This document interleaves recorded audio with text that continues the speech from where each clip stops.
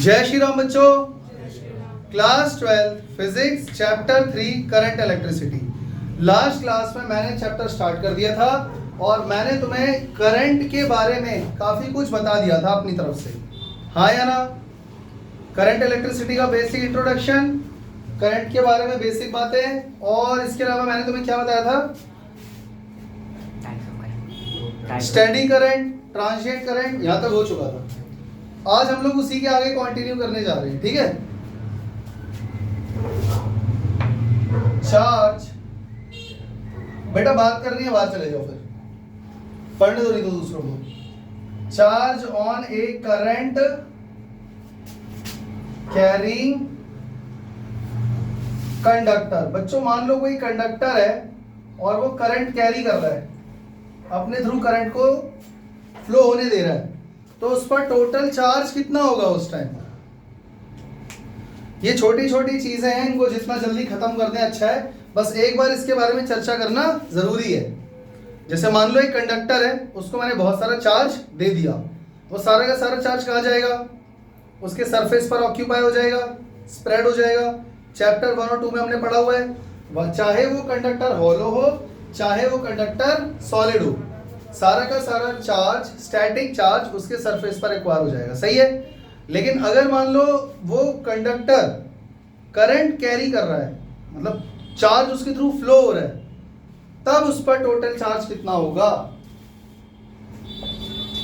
Question समझ में आया या नहीं आया। पहले केस में हम उसको चार्ज कर रहे थे तो चार्ज उसके सरफेस पे एक्वायर हो गया था, यानी वो एक अपने आप में चार्ज्ड बॉडी बन गया था।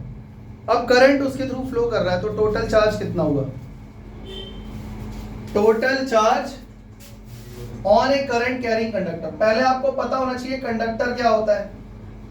कहीं तुम लोग कोई एक ऐसा ऑब्जेक्ट तो नहीं समझ रहे जो चार्ज हो जाता है। कोई भी चार्ज हो जाता है, प्लास्टिक बॉडीज भी चार्ज हो जाती है, डाइलेक्ट्रिक भी चार्ज हो जाता है। उनकी बात नहीं हो रही है, कंडक्टर की बात हो रही है। कंडक्टर क्या होता है, a substance which can pass electricity through it.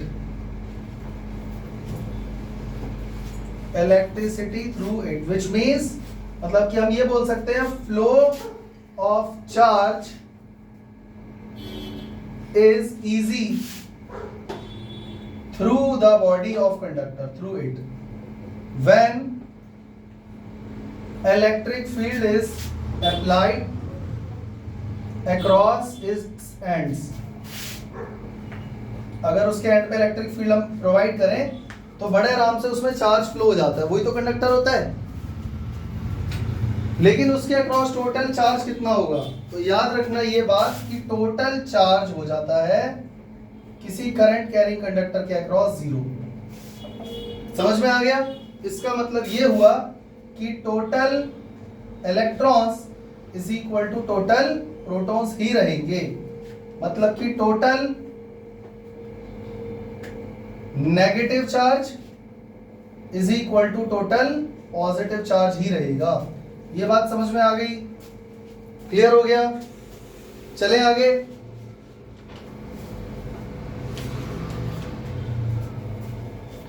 अगर मान लो कोई ऐसा कंडक्टर है जिसका क्रॉस सेक्शन यूनिफॉर्म नहीं है, तब क्या होगा, मतलब कि current across a conductor through non uniform cross sectional area. मतलब इसको ऐसे समझ लो, जो मैंने यहां पर लिखा है ना, ये हेडिंग, अगर नहीं समझ में आ रहा है आप इसको ऐसे समझ लो कि ये कंडक्टर है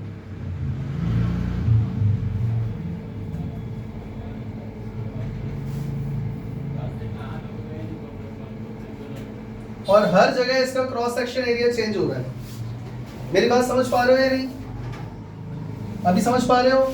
यहां से एंटर कर रहा है करंट I1, इसके अंदर गया I2 और इसके अंदर फ्लो हो रहा है I3, क्योंकि क्रॉस सेक्शन एरिया तीनों में अलग अलग है, तो करंट तीनों में सेम होगा या नहीं होगा। तो ये बात याद रखना, I1 I2 और I3 तीनों सेम ही होंगे। समझ में आ गया? तीनों में करंट सेम ही फ्लो होगा, ये बात याद रखना। कोई दिक्कत? चले आगे। ये छोटी छोटी चीजें इसके बारे में पता होना चाहिए, नहीं तो न्यूमेरिकल वगैरह में बच्चा अटक जाता है।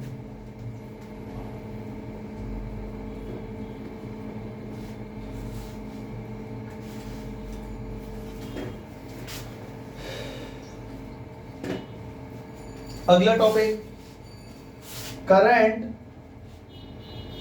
Due to rotary motion of charge. पहले सबसे पहले ना टॉपिक का मतलब समझा करो, ये बोल क्या रहा है। पढ़ो जरा, current across a conductor through non uniform cross section area. ऐसे यहां पर टॉपिक क्या था, चार्ज कितना है करंट कैरिंग कंडक्टर का। इस टॉपिक से क्या समझ में आ रहा है, करंट ड्यू टू किसकी वजह से, रोटरी मोशन ऑफ चार्ज। तो चार्ज रोटरी मोशन में कभी होता भी है। मान लो ये कंडक्टर है, इसके अंदर चार्ज, करंट इधर जा रहा है तो इलेक्ट्रॉन इधर जा रहा होगा, तो रोटरी मोशन कहां से आ गया। तो ये एक बात कर रहा है इलेक्ट्रॉन की जो किसी न्यूक्लियस के अराउंड घूम रहा है। ये कोई इलेक्ट्रॉन है और ये कहां जा रहा है, किसी न्यूक्लियस के अराउंड घूम रहा है। इसका वेलोसिटी वेक्टर है मान लो v, और इसका रेडियस कितना है मान लो r। मेरी बात समझ में आ रही है? मुझे बस इतना बता दो, चार्ज मोशन में तो है ना, चार्ज मोशन में है या नहीं, चार्ज मोशन में, और चार्ज मोशन में है तो वो मोशन करने में कुछ टाइम भी ले रहा होगा। तो चार्ज अपॉन टाइम क्या होता है, करंट। क्या यहाँ करंट कॉन्स्टिट्यूट हो रहा है, हो रहा है ना, वही हमें फाइंड करना है, यानी current due to a rotary motion of charge. Clear हो गया? अब तुमको अगर ये लग रहा है कि स्ट्रेट लाइन में तो मूव नहीं कर रहा है, तो स्ट्रेट लाइन में मूव करना होता है लीनियर मोशन, सर्कुलर पाथ पे मूव करना होता है सर्कुलर मोशन, और ये दोनों ही ट्रांसलेटरी मोशन में आते हैं। अगर तुम्हें नहीं पता तो ये बात जान लो, ट्रांसलेटरी मोशन के अंदर ही आता है लीनियर भी और सर्कुलर भी। तो ये सर्कुलर मोशन ही तो है। समझ में आ रहा है? परफेक्ट सर्कल बनाऊं तो ट्रांसलेटरी मोशन है, करंट तो यहाँ पर कॉन्स्टिट्यूट जरूर होगा। तो करंट की वही वैल्यू हमको फाइंड करनी है। तो बच्चों मुझे ये बताओ, what is E, charge, charge कह लो या चार्ज ऑन इलेक्ट्रॉन कह लो। आर क्या है, radius of path, circular path. V क्या है, वेलोसिटी वेक्टर कह लो या वेलोसिटी कह लो। अब मुझे ये बताओ बच्चों, अगर ये पूरा एक चक्कर लगाता है तो डिस्प्लेसमेंट कितना हुआ? अरे हाँ ठीक है, डिस्प्लेसमेंट 0 हुआ। डिस्टेंस कितना हुआ?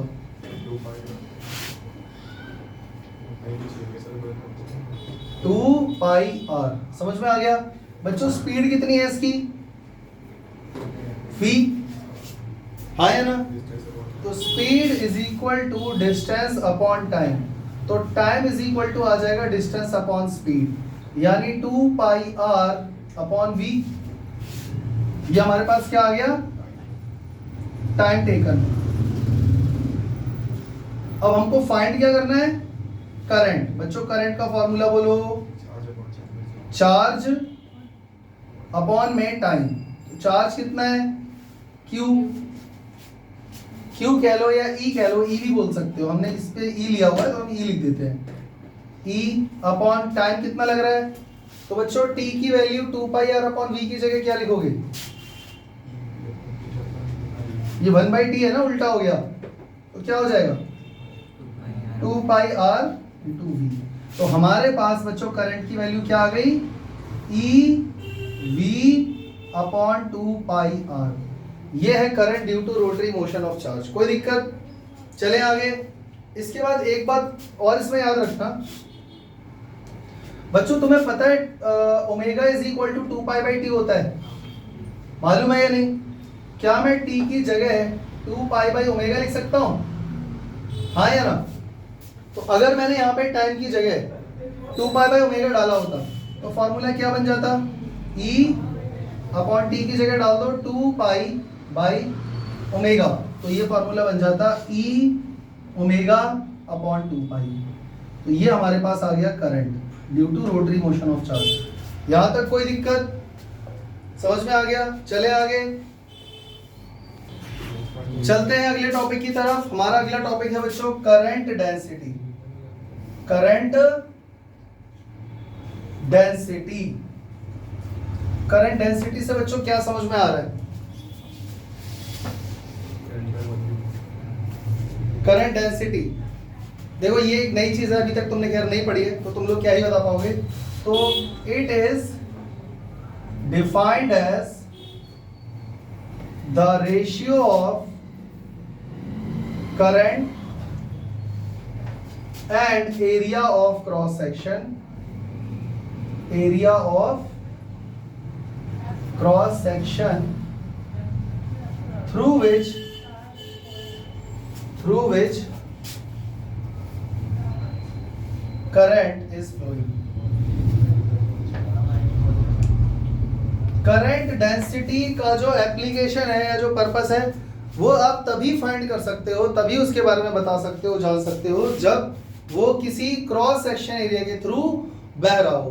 तो जनरली जो करंट है, देखो अभी हमने केस लिया था रोटरी मोशन वाला, तो जनरली करंट किसी कंडक्टर में फ्लो करेगा। अगर हम चार्ज कैरियर की बात करें तो देखो ये चीज हम केमिस्ट्री में भी पढ़ चुके हैं। सॉलिड्स में चार्ज कैरियर कौन है? इलेक्ट्रॉन, प्रोटॉन तो मूव करेगा नहीं। लिक्विड्स में, सॉल्यूशंस में, इलेक्ट्रोलाइट्स में आयंस, गैसेस में electrons and positively charge ions, हाँ या ना। ऐसे सेमीकंडक्टर में इलेक्ट्रॉन्स एंड होल्स, वहां पे इलेक्ट्रॉन्स एंड होल्स होते हैं। तो सब में चार्ज कैरियर अलग अलग है। तो अगर हम बात करें करंट डेंसिटी की, तो किसी क्रॉस सेक्शन एरिया से जो चार्ज फ्लो करके जा रहा है, सॉरी करंट फ्लो कर रहा है, तो करंट अपॉन एरिया को हम क्या बोलते हैं? यानी ये सिर्फ तभी काम करेगा in case of flow of charge. Current density is defined as current per unit area. ये आप समझ लो, समझ में आ गया? करंट डेंसिटी क्या है? Current per unit area. Area of cross section, actually हम एरिया नहीं एरिया वेक्टर ले रहे हैं यहाँ पे, ये भी याद रखना। यानी मुझे यहाँ पर क्या लिखना चाहिए? पर यूनिट एरिया वेक्टर। तो जो करंट की डायरेक्शन है और जो एरिया वेक्टर है वो दोनों आपस में परपेंडिकुलर होनी चाहिए। शायद मैंने उल्टा बोल दिया, पैरेलल होनी चाहिए। अगर सिर्फ एरिया बोल रहे हो तो एरिया करंट, मैं लिख देता हूं, करंट जो है ना, current I should be perpendicular to area. Current हमेशा, जैसे मान के चलो बना के दिखा देता हूं, जैसे मान लो ये कंडक्टर है, इसमें बच्चों करंट किधर जा रहा है? करंट वहीं जा रहा होगा जहां इलेक्ट्रिक फील्ड जा रहा होगा, करंट वहीं जा रहा होगा जहां पॉजिटिव चार्ज जा रहा होगा, और करंट बिल्कुल उसके ऑपोजिट जा रहा होगा जहां इलेक्ट्रॉन जा रहे होंगे, इलेक्ट्रॉन के ऑपोजिट डायरेक्शन में, हाँ या ना। मान लो मुझे करंट डेंसिटी फाइंड करनी है, तो यहाँ पर मुझे एक एरिया पहले देखना होगा। मान लो ये एरिया है ए, तो क्या करंट आई इस एरिया के परपेंडिकुलर है? तो करंट एरिया के हमेशा क्या होना चाहिए? परपेंडिकुलर। समझ में आ गया? और अगर मैं एरिया वेक्टर की बात करूं तो एरिया वेक्टर बच्चों तुम्हें पता है, जैसे मान लो ये ए है, अगर एरिया वेक्टर की बात करूं, एरिया वेक्टर, तो इसमें एन कैप आ जाएगा। तो एन कैप और करंट कैसा होना चाहिए? पैरेलल। यानी कि current I should be parallel to area vector. ताकि कंफ्यूजन ना हो इसलिए मैंने तुम्हें दोनों बता दिए, पर तुम्हें इन दोनों में से एक याद रखना है, ये वाला पॉइंट। ऐसा इसलिए क्योंकि पैरेलल बोलना तब अच्छा रहता है जब दोनों ही वेक्टर हो, पर करंट तो स्केलर क्वांटिटी है और एरिया आप ले रहे हो वेक्टर। मेरी बात समझ में आ रही है? हालांकि ये बात सच है कि करंट और एरिया वेक्टर पैरेलल है, पर दोनों वेक्टर हो तब पैरेलल बोलना अच्छा रहेगा। इसीलिए हम लोग जनरली ये बोल देते हैं कि करंट एरिया के हमेशा कैसा रहना चाहिए? परपेंडिकुलर। तो करंट डेंसिटी को डिनोट किससे करते हैं? It is denoted by J cap. तो शायद मैंने ऊपर लिखा नहीं है, करंट डेंसिटी भी एक वेक्टर क्वांटिटी है, ये बात याद रखना। Current density is a vector quantity. तो अगर इसकी कंप्लीट डेफिनेशन हम लिखें तो क्या बनेगी? In case of flow of charge, current density is defined as a vector which is defined as the ratio of current to the area, ratio of current to the area। ये एक vector quantity है। तो बच्चों J का formula हमारे पास क्या आया? J current density is equal to current per unit area. अब एरिया नहीं बल्कि यहाँ एरिया वेक्टर आएगा। तो यहां से बच्चों हमारे पास देखो, पहले तो ये याद कर लो formula, current density is equal to current per unit area. यहां से जरा चेक करो, हमारे पास करंट का एक नया फॉर्मूला आ गया। इस चैप्टर में करंट के इतने फॉर्मूले निकल कर आएंगे कि तुम लोग परेशान हो जाओगे, लेकिन अगर सीक्वेंस से चलोगे तो कोई दिक्कत नहीं आएगी। अभी तक हमने करंट के बारे में क्या पढ़ा था बच्चों, जल्दी बताओ? Q बाई टी और हाँ, ये तो सेम ही चीज हो गई ना। फिर एक बच्चा बोलेगा delta Q by delta T और NE बाई टी, वो भी वही है। अब हमारे पास एक और फॉर्मूला आ गया बच्चों, क्या? J vector dot A vector. आ गया समझ में? यहां से हमारे पास करंट का एक नया फॉर्मूला आ गया, J vector dot A vector. तो फिर इसका मतलब ये हुआ कि अगर डॉट प्रोडक्ट है तो फॉर्मूला हुआ J A cos थीटा। हाँ या ना? हाँ या ना? तो फिर करंट डेंसिटी का फॉर्मूला I बाई A क्यों है? I by A cos theta होना चाहिए। आप चेक करो, J is equal to I upon में A cos थीटा होना चाहिए ना। A क्यों लिखा है? क्योंकि अभी ये दोनों वेक्टर फॉर्म में है। समझ में आ गया? मेरी बात समझ में आ रही है? तो अभी देखो, मेरा फोकस जो है ना करंट पे नहीं है, क्योंकि हम करंट नहीं पढ़ रहे हैं, वो तो हम पढ़ चुके हैं। अभी हम करंट डेंसिटी पढ़ रहे हैं। ये बात समझ में आ गई ना? तो करंट डेंसिटी पढ़ रहे हैं, इसलिए मेरा फोकस इस फॉर्मूले पे है। बट फिर भी ये बात याद रखना कि current is equal to J A cos theta होता है, या फिर आपको ये याद रखना है कि जे डॉट ए होता है। अभी कॉस थीटा कहां से आया वो भी मैं तुम्हें बता देता हूं।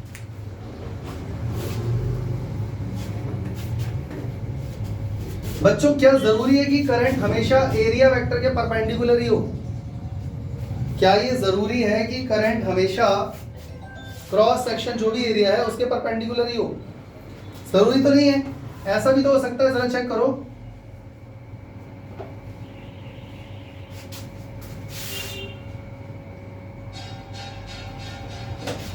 ये समझ में आ रहा है? ये कंडक्टर है जिसको चाकू से ऐसे करके काट दिया गया, टेढ़ा करके। समझ पा रहे हो? समझ पा रहे हो? तो जरा चेक करना, ये जो एरिया बनेगा यहाँ पे, इसका जो एन कैप होगा वो कहां जाएगा? एरिया वेक्टर तो हमेशा एरिया के परपेंडिकुलर ही होता है, पर बच्चों करंट कहां जा रहा है? जरा चेक करो, सीधा जा रहा है जे कैप या जे वेक्टर या आई वेक्टर। करंट तो खैर अंदर जा रहा है ना। देखो, जो करंट है वो तो हमेशा सेम ही रहेगा, करंट चेंज नहीं होगा। अभी मैंने एक डायग्राम बनाया था इससे पहले, जरा याद करो, जब तीन अलग अलग क्रॉस सेक्शन थे, क्या करंट चेंज हुआ? हमने बहुत सारे फॉर्मूले पढ़े हैं, D Q by D T, फलाना बाई टी, लेकिन इसके रेशियो से हमेशा करंट तो सेम ही आता है, करंट चेंज नहीं होगा। ये बात याद रखना।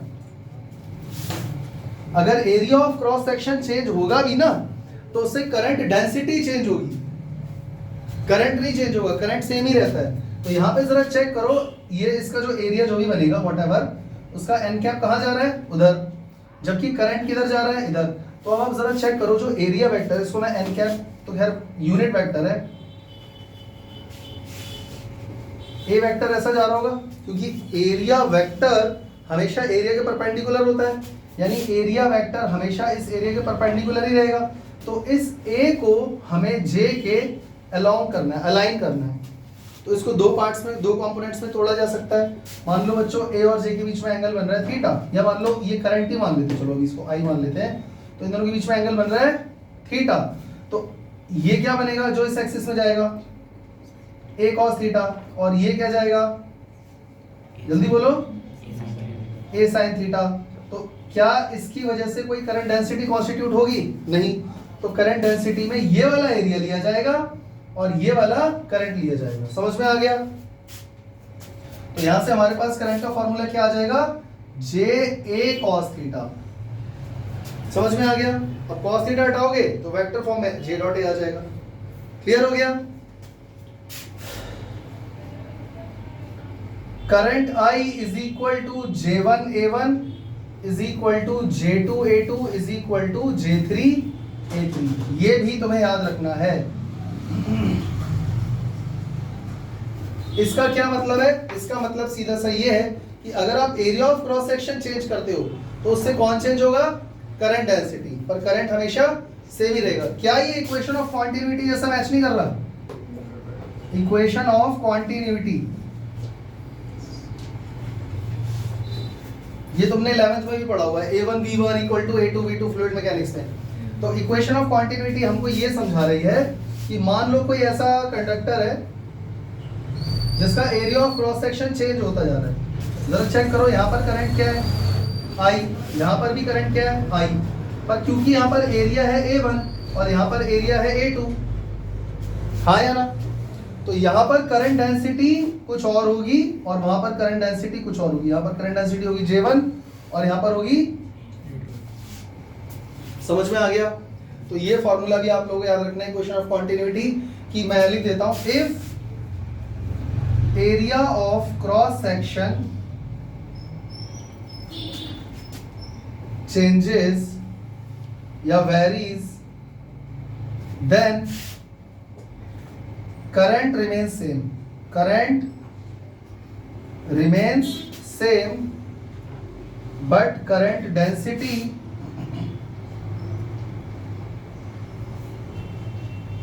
changes accordingly। accordingly मतलब reciprocally, क्योंकि चेक कर लो I inversely proportional to A है, हाँ या ना? मेरी बात समझ में आ रही है? नहीं, मैंने गड़बड़ कर दी शायद। I inversely proportional to J है, यानी करंट डेंसिटी अगर नहीं, करंट तो सेम ही रहेगा ना, J बाई A। एक second, J inversely proportional to A होगा। J is equal to I by A।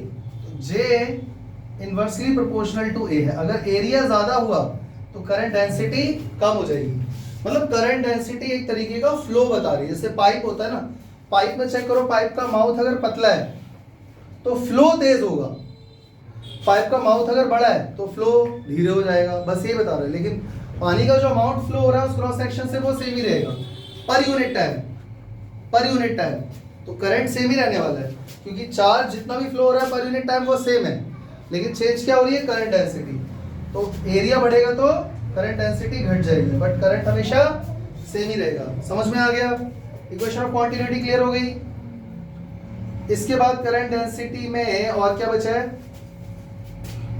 अच्छा, करंट डेंसिटी का ऐसा यूनिट कौन बताएगा?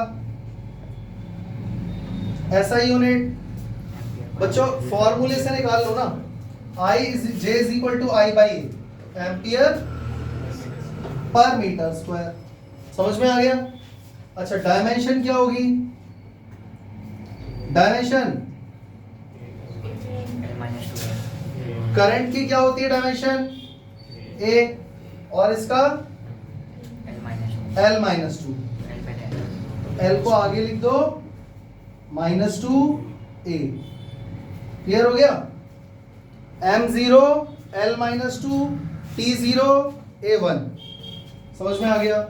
या हम इसको आगे पीछे कर दें, कोई खास फर्क पड़ने वाला नहीं है। अच्छा, इसके बाद चलते हैं आगे। इसका स्क्रीनशॉट लेकर कॉपी में नोट कर लेना, मैं इसको इरेज करने जा रहा हूं।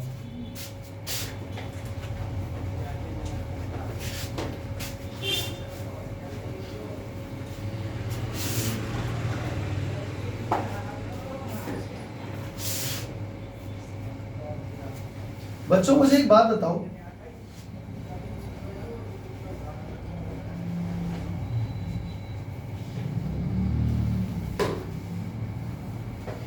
J is equal to D I by D A लिख सकते हैं? इसका मतलब समझे, जैसे मान के चलो, जैसे मेरे पास एक क्रॉस सेक्शन एरिया है, इसके अंदर से करंट फ्लो कर रहा है। अब करंट पूरे क्रॉस सेक्शन एरिया से जा रहा है, हाँ या ना? अब तुम लोग सोच रहे हो कि सर करंट तो कभी चेंज होता ही नहीं है, तो DI कहां से आ गया? वो तुम्हें समझा रहा हूं, ध्यान से सुनो। करंट इस पूरे क्रॉस सेक्शन से फ्लो हो रहा है, इसकी पूरी बॉडी के अंदर से पास हो रहा है, हाँ या ना? लेकिन मैं यहां पर एक छोटा सा एरिया DA कंसिडर कर रहा हूं। इसका एरिया कितना बच्चों? DA। मेरी बात समझ में आ रही है? तो अगर मैं इसका क्रॉस सेक्शन एरिया कंसिडर ही इतना सा कर रहा हूं, तो करंट उसके अंदर से पूरा जा रहा है क्या? तो करंट उसके अंदर से पूरा तो नहीं जा रहा, बल्कि कितना जा रहा है? थोड़ा सा। अगर क्रॉस सेक्शन पूरा ही कंसिडर करूंगा तब आएगा ना टोटल आई, तब आएगा टोटल ए। ये बात समझ में आई या नहीं आई? ये चीज पिक्चर के थ्रू समझ में आई या नहीं आई? अब यहां से ये बन जाएगा DI is equal to J into DA। अब इसको कर दो इंटीग्रेट, इंटीग्रेट बोथ साइड्स। तो अगर इसको इंटीग्रेट करोगे DI को, तो क्या आएगा? J, देखो इसको इंटीग्रेट करने से पहले ना, पहले डॉट प्रोडक्ट खोलना पड़ेगा, तो J DA cos थीटा का इंटीग्रेशन हो जाएगा, तो ये बन जाएगा तुम्हारा I is equal to J, बाहर आ जाएगा, और DA का इंटीग्रेशन कितना होगा बच्चों? और मान लेते हैं if theta is equal to 0 degree, क्योंकि थीटा क्या होता है? Theta is the angle between J and A cap. Theta is angle between J vector and area vector. तो जरा चेक करके देखो, J वेक्टर भी इधर ही जा रहा है और एरिया वेक्टर एन कैप भी इधर ही जा रहा होता है, तो दोनों अगर पैरेलल होंगे तो थीटा कितना होगा? 0। अगर थीटा 0 हो गया तो cos 0 की वैल्यू कितनी हो जाएगी? 1। तो I is equal to J A आ जाएगा, और तब हमारे पास आएगा J का फॉर्मूला I बाई A। ये वाली चीज मैं तुम्हें इसलिए बता रहा हूं क्योंकि जरूरी नहीं है हमेशा टोटल करंट और टोटल एरिया दिया हो। क्या पता कोई छोटा सा एरिया दिया हो, छोटा सा करंट दिया हो, तब उसको आप ऐसे करके इंटीग्रेट करके फाइंड कर सकते हो। समझ में आ गया? कोई दिक्कत? चलें आगे, पॉज कर दो। इसके अलावा बच्चों करंट डेंसिटी के बारे में एक छोटी सी बात और समझ लो। देखो जैसे मान लो ये कंडक्टर है, करंट की डायरेक्शन वही होगी जो पॉजिटिव चार्ज की डायरेक्शन होगी और इलेक्ट्रॉन की डायरेक्शन की ऑपोजिट होगी, हाँ या ना? और करंट जो डेंसिटी है, करंट डेंसिटी, उसकी डायरेक्शन भी वही होगी जो इलेक्ट्रिक फील्ड की डायरेक्शन होगी, क्योंकि हमने इसमें बैटरी इधर से जोड़ी हुई है, पॉजिटिव टर्मिनल नेगेटिव टर्मिनल, तो इलेक्ट्रिक फील्ड इधर ही जा रहा होगा। तो ये बात याद रखना, करंट डेंसिटी या डायरेक्शन ऑफ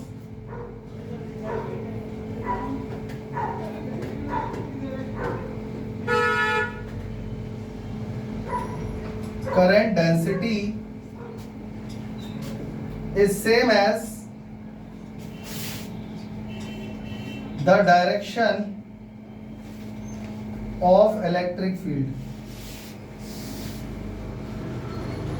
ये बात तुम्हें याद रखनी है, करंट डेंसिटी की डायरेक्शन इलेक्ट्रिक फील्ड की डायरेक्शन के सेम ही होगी।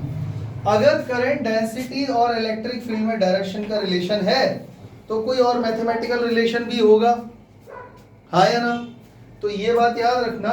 इसका प्रूफ मैं तुम्हें बाद में दूंगा जब हम चैप्टर को आगे पढ़ेंगे, पर अभी मैं तुम्हारे दिमाग में ये बात डालना चाहता हूं, current density is equal to sigma times of E होता है। अब ये कहां से आया, क्यों आया, कैसे आया, ये मैं तुम्हें अभी नहीं बताऊंगा, अभी समझ में भी नहीं आने वाला।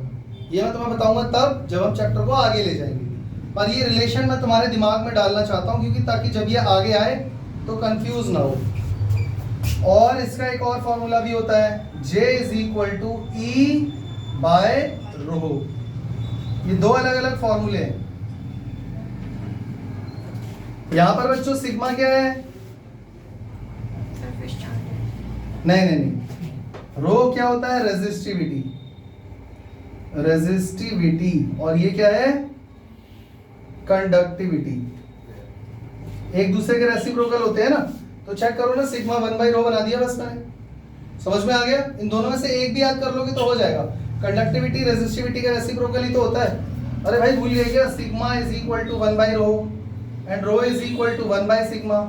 यही चीज मैंने यहाँ पर अप्लाई कर दी तो ये 1/ρ बन गया। तो करंट डेंसिटी का एक फॉर्मूला और याद कर लो, क्या? Sigma times of E. Clear हो गया?